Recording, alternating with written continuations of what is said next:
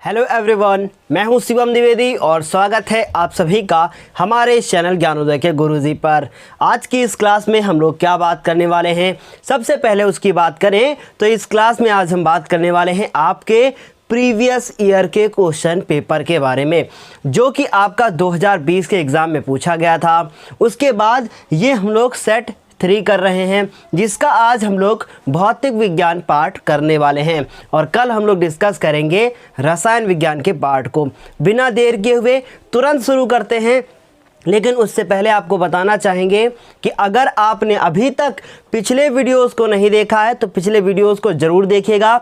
और जो सेट आज हम बताने वाले हैं वो सबसे ज़्यादा इम्पॉर्टेंट है अगर आप यूपी बोर्ड की परीक्षा की तैयारी कर रहे हैं तो, या आप किसी भी बोर्ड के हैं तो आपके लिए ये वीडियो बहुत ज़्यादा इम्पॉर्टेंट हो सकता है। स्कीम भी आ चुकी है, इसलिए तैयारी भी आप लोग ज़ोर शोर से करना शुरू कर दीजिए। और ये वीडियो 100% मैं कह रहा हूँ, इससे क्वेश्चन आपके रिपीट होंगे। आप लिख कर रख लीजिए कि आपके सेट 3 से 100% क्वेश्चन रिपीट होने वाले हैं, क्योंकि क्वेश्चन बहुत मज़ेदार हैं और ऐसे ही क्वेश्चन आपको आपके एग्ज़ाम में देखने को मिल सकते हैं। इसलिए बिना देर किए हुए शुरू करते हैं। पहला क्वेश्चन आपको स्क्रीन पर दिख गया होगा।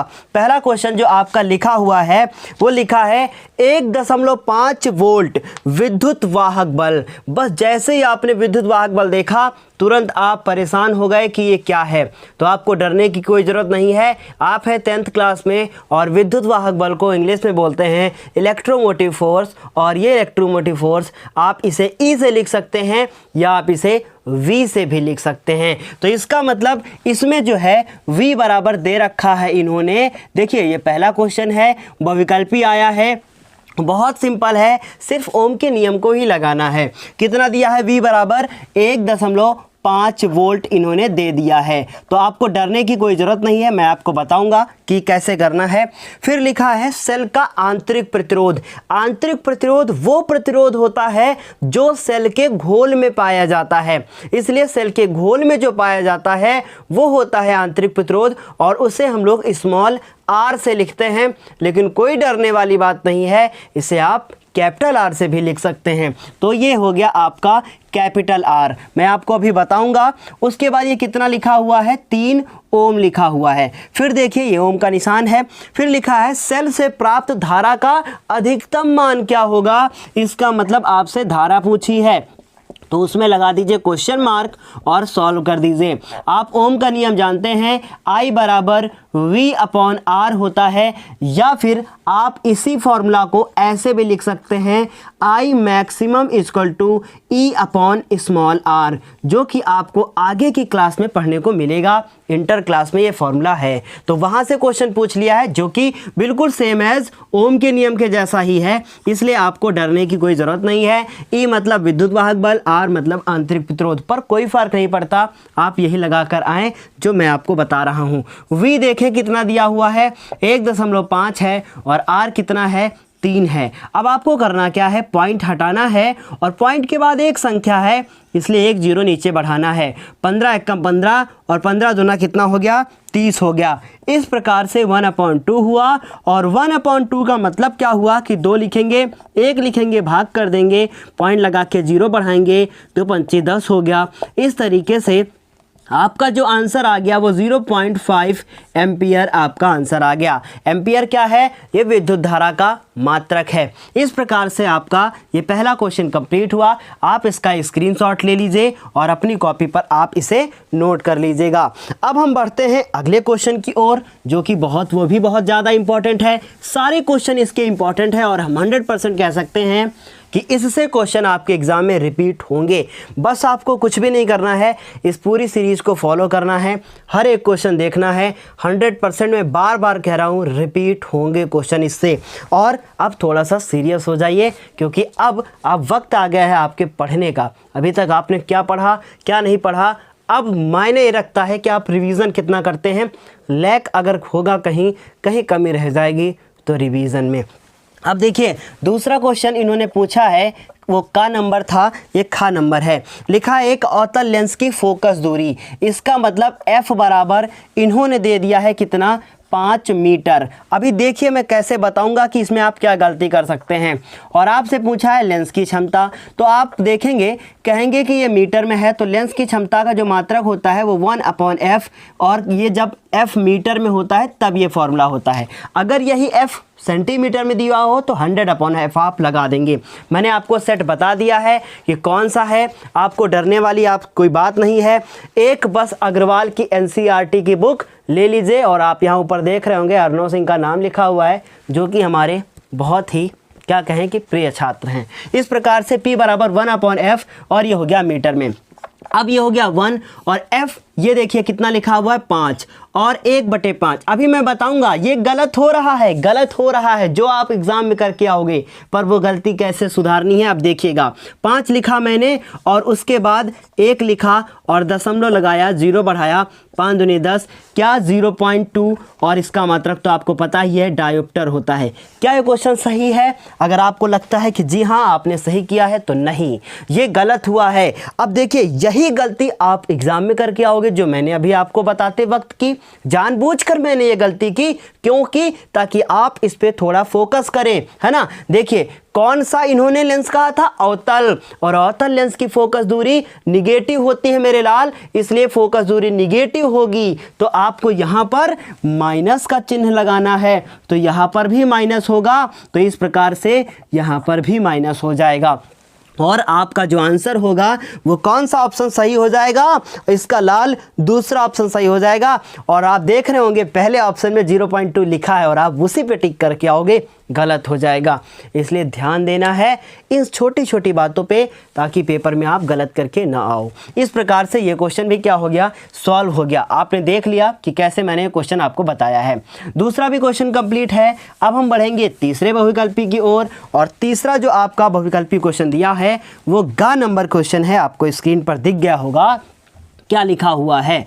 ग नंबर जो क्वेश्चन है लिखा है, आपके घर की टीवी में एक LED इंडिकेटर लगा हुआ है, मतलब एक इंडिकेटर लगा हुआ है जो 0.75 वोल्ट, 0.75 वोल्ट, इसका मतलब ये इन्होंने विभवांतर दे दिया है 0.75, कितना? 0.75 वोल्ट इन्होंने विभवांतर दे दिया है। फिर देखिए क्या कह रहा है, कह रहा है जो 100 और उसके बगल में लिखा हुआ स्मॉल ए, स्मॉल एम और कैपिटल ए, इसका क्या मतलब है? इसका मतलब है मिली एम्पियर। मिली एम्पियर लिखा हुआ है, अगर मेगा एम्पियर होता तो बहुत ज़्यादा धारा हो जाती। इसका मतलब m अगर कैपिटल हो तो मेगा एम्पियर, और अगर स्मॉल हो तो मिली एम्पियर। ये बातें मैं पहले भी बता चुका हूँ आपको। इसी सीरीज जो आप देख रहे हैं वीडियो, इसकी सीरीज में ही मैंने आपको बताया है। आज ये हमको लगता है 10वां या 9वां वीडियो होगा। इस प्रकार से V हो गया, और सारे वीडियो फॉलो करते जाइए, देखते जाइए। इन्होंने धारा दी है, इसका मतलब I बराबर दे दिया है कितना? 100, और उसके बाद M और A है। कोई बात नहीं, आगे देखते हैं। पूछा है इसकी शक्ति क्या होगी, पावर क्या होगी। तो इसको हल करेंगे तो हमसे पूछा गया है शक्ति, और शक्ति को हम P से लिखते हैं। फॉर्मूला क्या होता है? VI। और अगर आपने 0.75 को 100 से मल्टीप्लाई किया तो आपका आंसर आ जाएगा 75, और उसके बाद ध्यान से सुने 75 आ जाएगा। लेकिन ऑप्शन 4 दिए हैं। कौन कौन से ऑप्शन दिए हैं ध्यान से सुनिएगा, अभी इसमें गलत है। कौन से ऑप्शन दिए हैं मैं बता रहा हूं। पहला ऑप्शन है 75 मेगावाट, दूसरा ऑप्शन है 100 और उसके बाद मेगा वाट, और तीसरा ऑप्शन है 0.75 वाट, और चौथा ऑप्शन है 7.5 मेगावाट। ये ऑप्शन में दिया हुआ है, तो डरने वाली इसमें कोई बात नहीं है। ये कोई ना कोई एक ऑप्शन तो सही होगा ही। तो देखिए ध्यान से, ये लिखा है, ये क्या है? मिलीवाट लिखा है। सॉरी यहाँ पर मिलीवाट है, मेगा नहीं, ठीक है। अब देखिए ये लिखा है मिली। अब मिली को हटाने के लिए आपको इसे डिवाइड करना पड़ेगा। किससे डिवाइड करना पड़ेगा? ध्यान दीजिए, डिवाइड करना पड़ेगा मुझे 1000 से, या फिर आप मल्टीप्लाई कर सकते हो 10⁻³ से, सेम ही होगा। तो ये हो गया हमारा 0 0 कैंसिल, और आया हमारा 1/10 क्या हो जाएगा? एम्पियर। ये मिली हट गया, 1000 से डिवाइड हो गया, समझ गए होंगे आप। तो इस प्रकार से I बराबर हो गया हमारा 1/10। अब 0.75 देखिए कहाँ गलती होगी, आप देखिए ध्यान से यहाँ पे, और अपॉन में 10 हो गया। ठीक, अब मेरी बात ध्यान से सुने, अगर ये पॉइंट मैं हटाता हूँ और नीचे कितने जीरो बढ़ेंगे आपको पता ही है, नीचे अगर जीरो बढ़ेंगे तो 2 जीरो बढ़ जाएंगे। ये हो गया 75/1 और उसके बाद 000। अगर मैं इसको ऐसे लिखूं 75 और 1/1000 तो ये क्या हो जाएगा, ऊपर जाएगा। तो इसका मतलब 75 इंटू 1 की पावर कितना हो जाएगा 3, इस तरीके से 10 की पावर -3 और आपका आंसर आ जाएगा 75। इसको आप हटा दोगे तो m वर्ड आएगा मिली, और ये पावर है उसकी यूनिट होती है वॉट, इसका मतलब मिली वॉट। अगर आपको समझने में प्रॉब्लम हुई है तो कुछ डरने वाली बात नहीं है। मिली एम्पियर लिखा था, उससे आपको हटाना था, और हटाने के बाद या फिर आप डायरेक्ट ही करना चाहते तो इन दोनों को मल्टीप्लाई कर देते, पर अगर वैल्यू चेंज होती तो आपको प्रॉब्लम होती। इसमें तो कोई फ़र्क नहीं पड़ेगा, डायरेक्ट मल्टीप्लाई भी कर दोगे तो आंसर आपका आ जाएगा। पर मैंने कहा कि अगर वैल्यू चेंज होगी तो आपको एग्ज़ाम में जो है गलती आपसे हो सकती है। इस तरीके से जो आपका सही आंसर हुआ है वो आपका पहला आंसर हुआ है 75 मिलीवाट। इस तरीके से आपने देखा कि किस प्रकार से इसका आंसर हमारा आया है, कौन सा, फर्स्ट वाला आंसर। अब अगला क्वेश्चन क्या पूछा गया है, बस आपने देखा कि 3 न्यूमेरिकल पूछे गए हैं अभी तक, वो भी बहुविकल्पी क्वेश्चन हैं। ये सारे डरने वाली बात नहीं है, करना तो है ही। अब हाई स्कूल में आपने परीक्षा देने का सोच लिया है तो फिर आपको कठिनाइयों का अगर सामना करना पड़ता है तो कोई डरने वाली बात नहीं, इसमें सभी लोग करते हैं, है ना। अब देखिए ध्यान से क्या लिखा है, प्रकाश का वेग निम्न में से किस माध्यम में सबसे अधिक होगा। अब ध्यान से सुनिए, 4 ऑप्शन आपके सही दिए हुए हैं। पहला लिखा है वायु, फिर उसके बाद लिखा है जल, फिर लिखा है कांच, और फिर लिखा है निर्वात। तो आपको पता है प्रकाश का जो वेग होता है वो सबसे ज़्यादा अगर होता है तो निर्वात में होता है, मतलब वैक्यूम में होता है। कितना होता है, 3 × 10⁸ मीटर पर सेकेंड। ये आपका आंसर क्या होगा, एकदम सही होगा। 3 × 10⁸ मीटर प्रति सेकेंड, ये आपका आंसर होगा। तो इसका मतलब चौथा ऑप्शन सही होगा, निर्वात में प्रकाश की चाल सबसे ज़्यादा होती है। 4 बहुविकल्पी थे, चारों आपको समझ में आ गए होंगे। अब अगले क्वेश्चन की ओर बढ़ते हैं, और एक से एक इम्पॉर्टेंट क्वेश्चन है, सब घुमा फिरा के पूछे गए हैं। देखिए अगला क्वेश्चन जो आपसे 2 नंबर का पूछा गया है, लिखा है एक छात्र कक्षा में श्याम पट पर लिखे अक्षरों को ठीक से नहीं देख पा रहा है। मतलब आपकी कोई क्लास है और उसमें कोई एक बच्चा बैठा हुआ है पीछे, और श्याम पट है। फिलहाल आजकल श्याम पट होता कहाँ है, राधा पट होता है। राधा मतलब गोरा वाला पट, मतलब समझ रहे ना बात को। श्याम पट मतलब क्या है, वो श्याम मतलब समझते हैं आपकी ब्लैक, है ना, तो ब्लैक एंड वाइट, तो वो ज़माना अब धीरे धीरे जा रहा है, अब वाइट वाला राधा पट आ रहा है ना। फिर देखिए ध्यान से, श्याम पट पर लिखे अक्षरों को ठीक से नहीं देख पा रहा है, तो इसकी आंख में कौन सा दोष है और इसको कैसे दूर किया जा सकता है। लो घुमा के क्वेश्चन पूछा ना, बच्चा कहाँ बैठा है, पीछे, और वो किसको देख रहा है, श्याम पट को, और उसको अक्षर नहीं दिख रहे हैं। इसका मतलब बच्चा ना दूर का नहीं देख पाता है, इसलिए बच्चे को कौन सा दोष है, जो देख लेता है ना वही दोष तो है। इसका मतलब बच्चे को पास का तो दिखता है परंतु दूर का नहीं दिखता है, तो जो दिखता है वही दोष होता है। इसलिए बच्चों की आंख में कौन सा दोष है, निकट दृष्टि दोष है। कौन सा दोष हो गया बच्चे की आंख में, ये आपका सेकंड का नंबर को क्वेश्चन था। तो बच्चे की आंख में कौन सा दोष हो गया, बच्चे की आंख में जो दोष हुआ है वो हुआ है आपका निकट दृष्टि दोष, क्योंकि बच्चे को दूर का तो नहीं दिख रहा है लेकिन पास का तो दिख रहा है। ठीक है, और इसका आप किस प्रकार दूर करेंगे इस दोष को, मतलब किस प्रकार आप इसका निवारण करेंगे, बताइए जरा। दूरदृष्टि दोष का निवारण करने के लिए उसे चश्मा पहना दीजिए। लेकिन कौन सा चश्मा पहनाएंगे आप, अवतल लेंस वाला। इसका मतलब आप इसके दोष को दूर करने के लिए अवतल लेंस चश्मे में प्रयोग करेंगे। अवतल लेंस का प्रयोग कहाँ करेंगे आप, चश्मे में। अवतल लेंस चश्मे में क्या करना होगा, प्रयोग करना होगा, चश्मे में प्रयोग करना होगा। ये हुआ आपका आंसर। बस ऐसे ही लिखना है आपको, है ना। और बहुत अच्छे से अगर आप लिखना चाहते हैं तो लिख सकते हैं। कैसे लिखेंगे, ऐसे लिखेंगे कि एक छात्र श्याम पट पर लिखे अक्षरों को ठीक से नहीं देख पा रहा है, इसलिए उसकी आंख में निकट दृष्टि दोष है, और निकट दृष्टि दोष को ब्लैक पेन से लिखेंगे।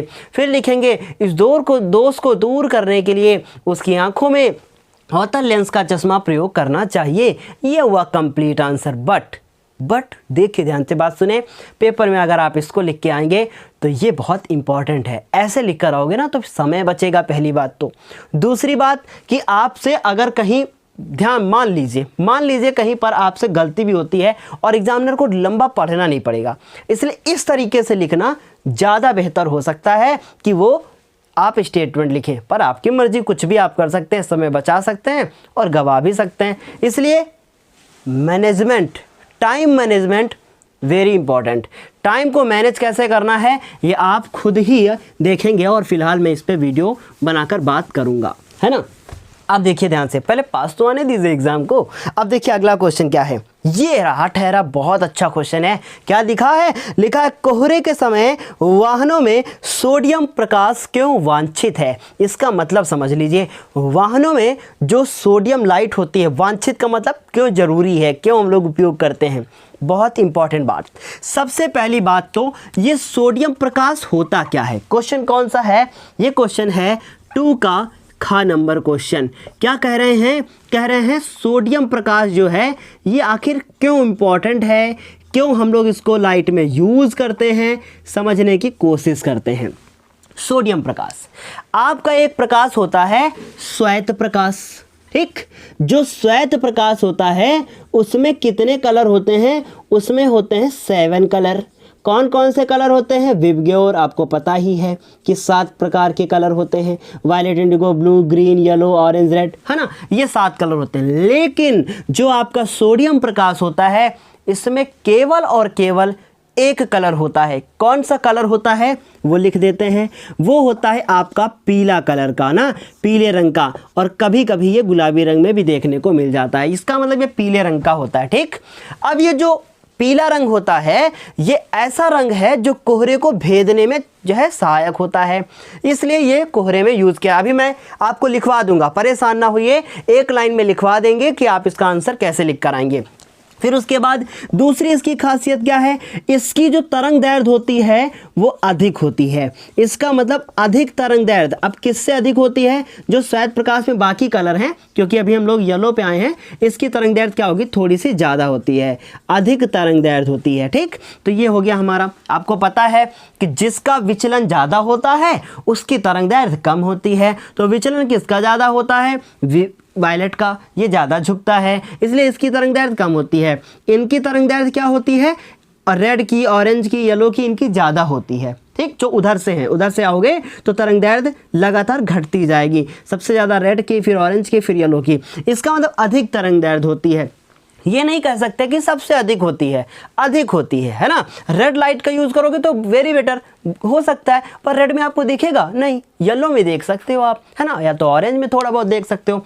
तो इसका मतलब अधिक तरंग दैर्ध्य। तो एक लाइन में इसका आंसर ऐसे लिखना है कि कोहरे के समय वाहनों में, कोहरे स्टेटमेंट ऐसे ही फॉलो करना है, कोहरे के समय वाहनों में सोडियम प्रकाश वांछित है क्योंकि यह पीले रंग का होता है और इसकी तरंग दैर्ध्य अधिक होती है, इसलिए यह जो प्रकाश होता है वो कोहरे को भेदने में सहायक होता है। और तीसरी और सबसे ज़्यादा इंपॉर्टेंट बात बता दूं मैं, ये जो प्रकाश होता है ना, ये सप्तवर्णी होता है, जो ये वाला होता है, लेकिन ये एक वर्णी होता है। इसका मतलब इसमें एक कलर ही होता है। अगर आपने 3 बातें लिख दी कि पीला रंग, अधिक तरंग दैर्ध्य और एक वर्णी प्रकाश होने के कारण कोहरे में हम लोग इस प्रकाश का यूज़ करते हैं, सोडियम लाइट का यूज़ करते हैं, सबसे अच्छा आपका लिखने का तरीका होगा, ठीक है। इस तरीके से आपको लिख कर आना है। कोई प्रॉब्लम है तो आप कमेंट कर सकते हैं। ये 3 बातें जो बताई हैं मैंने बहुत इंपॉर्टेंट है, लिख लीजिएगा। सोडियम लाइट में तीनों चीज़ें पाई जाती हैं। सोडियम लाइट से रिलेटेड कोई भी क्वेश्चन आ जाए, तीनों लिख कर आएंगे और आपका आंसर बिल्कुल सही, ठीक। इस तरीके से आपको आंसर, और ये इसको इंग्लिश में बता दूं, येलो कलर और इसके बाद हाई वेवलेंथ कह सकते हैं, और एक वर्णी प्रकाश का मतलब मोनोक्रोमैटिक लाइट होती है आपकी sodium light. This is the important, है ना। अब देखो ध्यान से अगला क्वेश्चन क्या लिखा हुआ है। अगला क्वेश्चन लिखा है कि आपके घर में विद्युत मीटर पर 250 V और 20 A लिखा हुआ है। यहां पर गलत छपा हुआ है, A लिखा हुआ है। जिसके पास भी अग्रवाल की अनसॉल्व्ड है आप सही कर लीजिएगा। 250 V होगा ना कि ए होगा। इसका मतलब जो आपके घर में मीटर बना हुआ है, जो आपके घर में मीटर लगा हुआ है, उस मीटर में क्या लिखा हुआ है, उस मीटर में कुछ लिखा हुआ है लाल। उस मीटर में क्या लिखा हुआ है, मीटर बड़ा खुश है, हैप्पी है, उसका जो है स्कीम आ चुकी है उसकी। क्या लिखा हुआ है 250 और V, और साथ ही साथ लिखा हुआ है 25A, यह मीटर पर छपा हुआ है। और कह रहे हैं कि आप इस मीटर से अपने घर में अधिकतम कितना विद्युत भार संचालित कर सकते हैं। इसका ये मतलब हुआ कि आप अपने घर में कितनी शक्ति इस मीटर से ले सकते हैं। इसका मतलब पावर पूछी है, घुमाकर पूछा है क्वेश्चन, पावर पूछी है। और उसके बाद लिखा है उत्तर को किलोवाट में बताइए। वाट में नहीं पूछा, किलोवाट में पूछा है। आपको यहाँ से हिंट मिल जाती है कि इसका मतलब मुझे वाट वाला कुछ निकालना है, इसलिए पावर निकालनी है। लो मिल गया ना हिंट। यहाँ से ध्यान देना होता है कुछ छोटी छोटी चीज़ों का। तो सबसे पहले लिखेंगे, ये 2 का गा नंबर क्वेश्चन है और 2 नंबर का है। क्या दिया है इस क्वेश्चन में हमें, इस क्वेश्चन में मुझे दिया है V बराबर, इसका मतलब विभवांतर दिया है 250 वोल्ट। फिर उसके बाद धारा जो है वो दे दी है कितनी, I बराबर 25 एम्पियर, और हमसे पूछा है कितना भार इससे संचालित हो सकता है। तो इसका मतलब P बराबर निकालना है, P बराबर VI। तो V की वैल्यू कितनी है 250, I की वैल्यू कितनी है 25 है, और उसके बाद गुणा कर देंगे तो 25, और उसके बाद 250 ही लिखा हुआ था, और उसके बाद ये 25 नहीं है, यहाँ पर 20 है। कोई बात नहीं, सही कर लीजिएगा आप। यहाँ पर कितना लिखा हुआ है 20। इस तरीके से मल्टीप्लाई करेंगे, 25 दूना 50 हो गया और 2 0 हो गए। इस तरीके से जो आंसर आया है 5000 वाट आया है। लेकिन इसे मुझे बताना था किलोवाट में। इसका मतलब ये हुआ कि आप इस 1000 को ऐसे लिख देंगे, मतलब 5000 को आप लिख देंगे 5000 गुणे 1000, और ये किस में रहेगा, वाट में ही रहेगा। लेकिन 1000 आता है जब किलो हटता है। अब 1000 को हटा दीजिए और ले आइए आप यहाँ पे क्या, किलोवाट। इस प्रकार से आपका आंसर आ गया क्या, कि 5 किलोवाट, या आप KW लिख सकते हैं। इस प्रकार से आपको अपना आंसर लिखना है। कोई प्रॉब्लम है नहीं, आसान है, बिल्कुल आसान है। सब न्यूमेरिकल हैं, बहुत इंपॉर्टेंट है। इसलिए क्वेश्चन साइंस में थोड़ा दूसरी तरीके से आते हैं। अभी तक क्या आपको कोई डेफिनेशन मिली? नहीं। इसलिए समझना है साइंस को। अब NCERT हो गया है, रटकर आप नंबर नहीं पा सकते हैं। इस तरीके से आपने देखा कि मैंने कैसे दूसरे का गा नंबर भी क्वेश्चन आपको बता दिया। अगला क्वेश्चन क्या है देखिएगा ध्यान से। तीसरे का नंबर क्वेश्चन है, बहुत ज़्यादा इंपॉर्टेंट है। क्या लिखा हुआ है पढ़ते हैं। आपको दिख गया होगा, लिखा है एक अवतल दर्पण से फोकस तथा वक्रता केंद्र के बीच स्थित वस्तु के प्रतिबिंब का किरण आरेख बनाइए। प्रतिबिंब की प्रकृति और उसका आकार भी बताइए।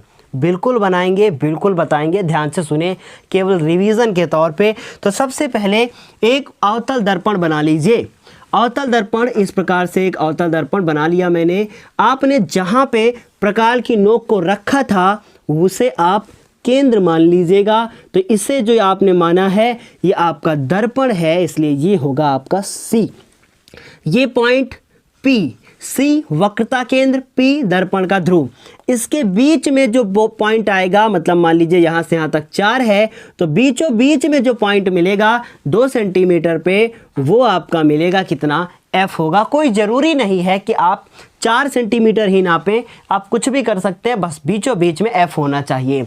अब इन्होंने कहा था कि जो वस्तु है उसको कहाँ रखना है, फोकस और वक्रता केंद्र के बीच। इसका मतलब आसान वाला डायग्राम पूछ लिया है, यहाँ पे मैंने वस्तु को रख दिया।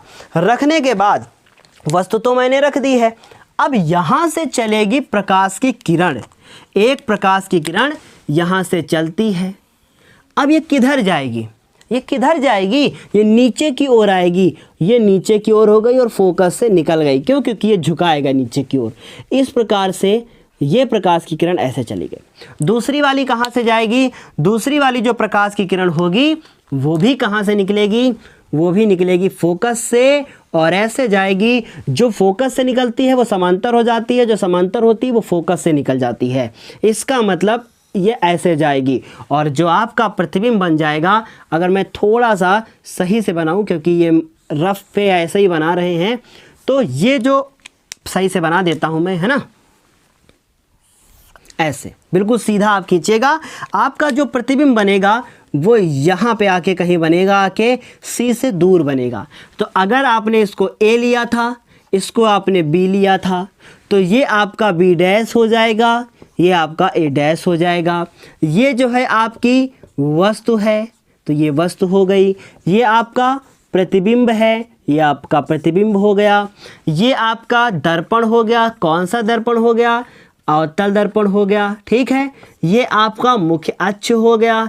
इस तरीके से, और अगर आप इसे बहुत अच्छे से समझना चाहते हैं, सारे डायग्राम समझना चाहते हैं, तो कुछ नहीं करना है, प्लेलिस्ट में जाना है और वहाँ से आपको देखना है कि ये कौन सा वीडियो है जिसमें अवतल दर्पण के सारे प्रतिबिंब बनाए गए हैं। और अगर आपको नहीं मिलता है तो आप लिखिएगा गूगल पे अवतल दर्पण द्वारा प्रतिबिंब का बनना, और पीछे लिखिएगा ज्ञानोदय के गुरुजी। बस इतना लिखिएगा। क्या लिखिएगा, अवतल दर्पण द्वारा प्रतिबिंब का बनना, और पीछे लिखना है ज्ञानोदय के गुरुजी। ये वीडियो आपको मिल जाएगा, ठीक है। चलो आगे बढ़ते हैं अगले क्वेश्चन की ओर। और इन्होंने कुछ पूछा था, प्रकृति पूछी थी, आकार पूछा था, और साथ ही साथ उसका प्रकृति और आकार पूछा था। तो प्रकृति आपको कैसी बतानी है, इसमें ये इसी तरफ बन गया है तो ये वास्तविक है। अगर ये लेंस होता और इसी तरफ बन जाता तो आभासी होता, तो वास्तविक बना है, ठीक। आकार पूछा है, तो आकार अगर आप बनाओगे इसको, तो आकार होगा आपका वस्तु से बड़ा, वस्तु से बड़ा होगा। तो ये हो गया आपका आकार, और ये हो गई आपकी प्रकृति, ठीक। वस्तु से बड़ा है, इतनी बात आपको क्लियर समझ में आ गई होगी। अब चलते हैं अगले क्वेश्चन की ओर, ठीक।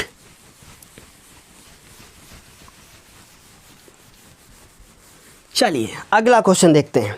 अगला क्वेश्चन क्या लिखा है, श्वेत प्रकाश का प्रिज्म द्वारा वर्ण विक्षेपण की घटना का को चित्र द्वारा समझाइए। किस रंग की किरण सबसे अधिक विचलित होती है। बहुत सिंपल सा क्वेश्चन है। क्या कह रहा है, कह रहा है चित्र द्वारा समझाइए। तो देखिए ये बन गया आपका प्रिज्म यहाँ, और इसमें आप लोग गलती करते हो, ठीक है। ये तीसरे का कौन सा नंबर क्वेश्चन है, ये तीसरे का, बहुत ध्यान से सुनिएगा। इसके बाद एक क्वेश्चन बचेगा, मैं जो सेपरेट वीडियो में अलग से दूंगा, क्योंकि उसमें थोड़ा सा आपको ज़्यादा समझने की ज़रूरत है, इसलिए उसे अलग से बताएंगे, ठीक। अब देखिए ध्यान से, या कहें आप तो इसी में बता देते हैं, इसी में चलते हैं ना, क्योंकि अब तो एग्ज़ाम आ ही रहा है, अब पढ़ोगे तो है ही। ये हो गया आपका, या देखते हैं अभी इसको बताने के बाद, ठीक। ये प्रकाश की किरण यहाँ से चली, जो कि कैसी थी, श्वेत प्रकाश की किरण थी। इसमें 7 रंग थे, श्वेत प्रकाश चलता है, ठीक। अब ये चलेगा तो इसे कैसे जाना है, इसे सीधे जाना है, लेकिन ये सीधे नहीं जाएगा, ये थोड़ा सा झुकेगा। क्यों झुकेगा, बाहर विरल माध्यम है, अंदर सघन माध्यम है, तो ये जो है वो झुकेगा, और झुकने के बाद ऐसे जाएगा, ऐसे, ठीक। तो अब क्या लगता है, इतना झुकेगा, नहीं, ये थोड़ा कम झुकेगा। इस प्रकार से ऐसे कितनी किरण निकलेंगी, 7 किरणें हो गई, 3 हो गई, और ये हो गई 4, फिर 5, फिर 6, और फिर 7। अब अगर मैं आगे पर्दा खड़ा कर दूं तो ये सातों किरणें फिर से झुकेंगी। ये क्यों झुकेंगी ये सब मैंने अच्छे से बताया है आपको, लेकिन अभी तो आपको बस समझना है क्यों झुकेंगी, क्योंकि बाहर फिर से कौन सा माध्यम हो गया है, विरल। इस प्रकार से ये किरणें ऐसे निकल जाएंगी। डायग्राम आपने देखा कैसे मैंने बनाया, ऐसे ही बनाना है आपको। कुछ लोग लाते क्या हैं, यहाँ से लाएंगे, ये सीधे लेके चले जाएंगे, फिर इकट्ठे ही फव्वारा छोड़ देंगे। फव्वारा नहीं छोड़ना है, ऐसा नहीं करना है, ठीक। बिल्कुल जैसे बताया है वैसे ही, पहले सीधे जाना था, थोड़ा झुकी, फिर बाहर निकली, फिर झुकी। गलत मत कीजिएगा, एग्जामिनर काट के गोला 0 दे देगा तुमको, ठीक है। अब देखो ध्यान से, V हो गया, I हो गया, B हो गया, G हो गया, Y हो गया, R O R हो गया। अब ये अगर आपको ना दिख रहा हो तो ऐसे लिख लीजिएगा, V I, B हो गया, G हो गया, ठीक, विब, और उसके बाद इसके ऊपर मैं और लिख रहा हूँ, समझ लीजिए ऊपर है GOR, violet, indigo, blue, green, yellow, orange, red. या आप इसे हिंदी नाम से बैजनी है पिनाला से याद कर सकते हैं। बैंगनी, नीला, ऐसे लिखना है, बैंगनी, और उसके बाद जामुनी, फिर नीला, फिर हरा, फिर पीला और नारंगी और लाल, ऐसे 7 कलर लिखने हैं। अब इसको थ्योरी पे कैसे लिखना है तो आप, मैंने बताया, फिर आप जाके देख सकते हो, प्लेलिस्ट में बढ़िया वीडियो मैंने बनाया है और अच्छे से मैंने इसको बोर्ड पे लिखा है, आप अच्छे से समझ सकते हो, ठीक। अब उसके बाद सबसे इम्पॉर्टेंट बात यह है कि आप इसे कैसे लिखोगे, ठीक है। जब श्वेत प्रकाश की किरण किसी प्रिज्म से गुजरती है तो गुजरने के बाद वो 7 रंगों में बट जाती है। प्रिज्म के द्वारा श्वेत प्रकाश का 7 रंगों में बटने की यह घटना वर्ण विक्षेपण कहलाती है। वर्ण विक्षेपण कहलाती है, वर्ण विक्षेपण नाम से ही पता चल रहा है, वर्ण विक्षेपण कहलाती है। और इसमें सबसे अधिक विचलन नीले रंग का, फिर बैंगनी रंग का, फिर जामुनी का, फिर 7 कलर आपको लिख देने हैं। फिर लिखना है आपको, जिस रंग का विचलन सबसे कम होता है उस रंग की तरंग दैर्ध्य सबसे अधिक होती है। इसलिए लाल रंग की तरंग दैर्ध्य सबसे अधिक होगी क्योंकि उसका विचलन सबसे कम हुआ है। तो ये इंपॉर्टेंट बात है कि लाल की तरंग दैर्ध्य कम क्योंकि उसका विचलन, लाल की तरंग दैर्ध्य अधिक क्योंकि उसका विचलन कम, और बैंगनी की जो तरंग दैर्ध्य है वो क्या होगी, कम होगी क्योंकि उसका विचलन ज़्यादा हुआ है, ठीक। ये बात आपको ध्यान रखनी है कि अगर विचलन ज़्यादा तो तरंग दैर्ध्य कम। इतनी बातें आपको लिख कर आनी है। कितने नंबर का क्वेश्चन था, 4। अब हम अभी इसे करेंगे समाप्त।